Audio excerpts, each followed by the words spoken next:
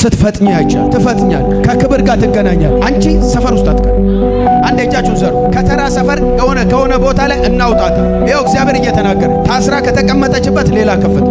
እሺ በናዝሬቱ በኢየሱስ ስም ፈጥነሻል። ይቾክል ያንቺ ነገር ይፍጠን ያንቺ ነገር ከዚች ደቂቃ በኋላ በኢየሱስ ስም ነገርሽ የክብር ተከናወኝ። በኢየሱስ ያፈራ በትር እጁ ላይ ለመናገር ከበደኝ። እንዴት በትር ያፈራል አላቅም። ያንተ ነገር ፍሬያማ ትሆን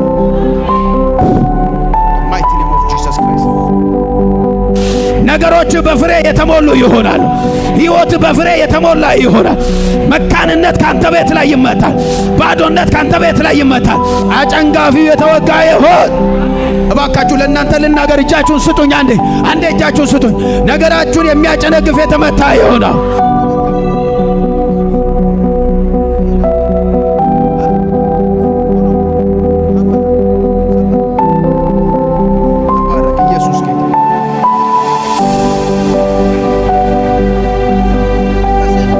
ሁለተኛ ቆሮንቶስ ምዕራፍ 3 ከቁጥር 1 ጀምራችሁ ከቁጥር 18 ድረስ ስታነቡ የንጽጽር መጽሐፍ በንጽጽር የተቀመጠ መጽሐፍ ነው። ጳውሎስ የተሻለውን እንዲናፍቁ፣ የተሻለውን እንዲራቡ፣ የተሻለውን እንዲጠሙ የብሉይ ኪዳኑን ይነግራቸውና የአዲስ ኪዳኑን አሳይቷቸው በንጽጽር ሲያጓጓቸው እንመለከታለን። መንፈስንና ፊደልን፣ ሞትና ሕይወትን፣ የድንጋይ ጽላትና የልብ ጽላት፣ በሕግና በጸጋ መካከል ያለውን በሙሴ አገልግሎትና በኢየሱስ አገልግሎት መካከል ያለውን በንጽጽር ያስቀምጠዋል። የኩነኔ አገልግሎት ይለዋል የብሉይ ኪዳኑን፣ የአዲስ ኪዳኑን የጽድቅ አገልግሎት ብሎ በንጽጽር ያስቀምጧል። የብሉይ ኪዳኑን አገልግሎት ምን ይለዋል? የሚገርማችሁ እየፈዘዘ እየደበዘዘ መልኩን እያጣ ሲሄድ፣ የአዲስ ኪዳኑ አገልግሎት ግን ከክብር ወደ ክብር፣ እስኪ አሜን በሉ አንዴ፣ ከኃይል ወደ ኃይል፣ እስኪ ጩና አሜን በሉ አንዴ።